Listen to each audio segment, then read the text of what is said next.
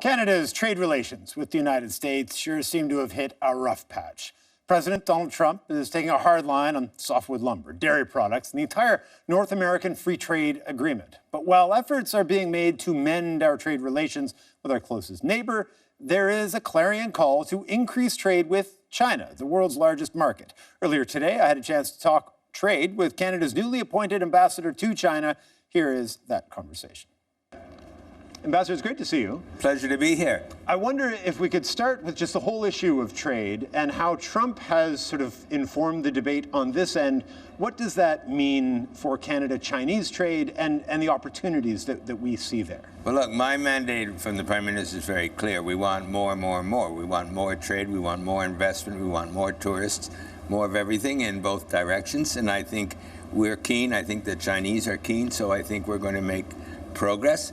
And we're having consultations on free trade. We haven't said for sure we're going to do it, but whether or not we do free trade, I think there are huge opportunities to do more on tourism, on softwood lumber, on agri-food, on clean tech. There are a whole lot of sectors where Canada can export a lot more to China, and we're working very hard on those at the same time as the free trade talks are going on. You haven't been there very long. 5 weeks. 5 weeks. So you don't have a ton to tell us, but has there been any concrete sort of development out of any of those or anything that you can report back to say we're making progress on something? Well, look, what I can tell you, having been there 5 weeks, is that the Chinese have been very welcoming. I had a very positive 5-minute discussion with the president where I said more and more and more. He seemed to agree. We've had 2 federal ministers, 2 premiers, several provincial ministers, all visiting, all had great receptions. I've met a couple of party secretaries in different provinces. So there's been a very great welcome that I feel I have received. They like the fact that I'm a political appointee. That has gone over well. So I would say the Chinese are receptive and they want to make progress with Canada. You mentioned softwood.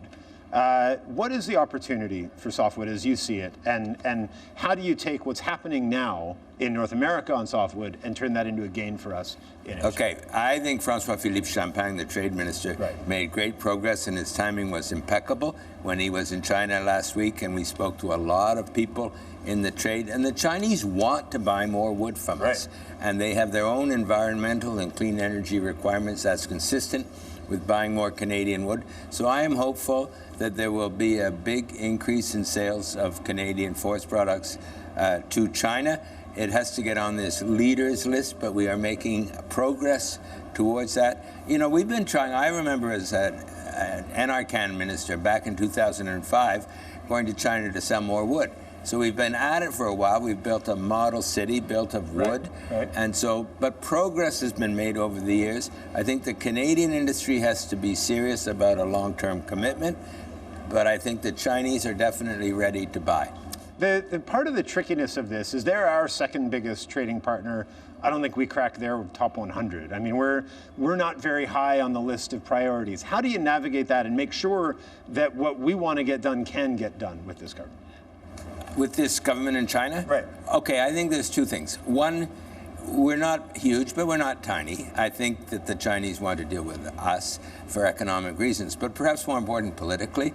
I think China is assuming a mantra of a leader of the world in terms of free trade, in terms of progressive international thinking. So I think it would not only be economically good for them, but a political feather in their cap to make progress with us. And so that favors us. And so I think that's one reason I'm optimistic. Does it make it hard, that power imbalance, does it make it harder for us to address issues like human rights and, you know, international boundaries, the South China Sea, for example, those kinds of things? When we're trying to make gains on trade, we're not very high on the list, and yet we want to make a point politically. Well, look, we're used to power imbalances. Our biggest relationship of all is with the United States, and Pierre Trudeau once said they're the elephant, we're the mouse. It's similar with China, although China is not quite as much bigger than we are as compared with the U.S., but they're obviously bigger than us. And so there's limit to how much a smaller player can tell a bigger player what to do, whether it's China or the United States. But we certainly make our views known clearly on human rights, on North Korea, and on other matters. And we hopefully make some progress in that area, but we're also pursuing vigorously our economic interests with the Chinese, and I think we're getting a good response. You talk about the mandate being more. Was part of that mandate to address and raise Canadian concerns about South China Sea, about sort of the territorial disputes that are unfolding right now? Well, certainly the mandate is very much to voice concerns about human rights, to voice concerns about extradition treaty. We're a long way from any negotiation on that. So we are preserving and promoting our strong views on human rights. That's been part of Canada's policy forever and will continue to be so. We're strongly opposed to the death penalty, and we make that clear. We also make our views known on the South China Seas and the North Korea situation. We're not major players in those areas, but we do make our views known, and certainly on the human rights issues, on the death penalty issue, on consular affairs, we make our views very clear, as well as on the more economic side. I want to circle back to trade, and specifically to foreign acquisitions, which has been there have been conflicting messages sent to China over the last number of years. Now we've just approved this sale of an intelligence-rich potential organization sold off to the Chinese. What is your message to China when people there say, what is the deal with Canada and foreign acquisitions? Well, we are. One of the mores is we want more foreign investment by China in Canada because it creates jobs, and we think that is good. Everything I'm saying more about is also job creating, whether tourists or exports or investment. But at the same time, we have very strict rules under the Investment Canada Act of national security. And so any kind of investment by China or any other country would have to pass that national security test. And that position is applied across the board.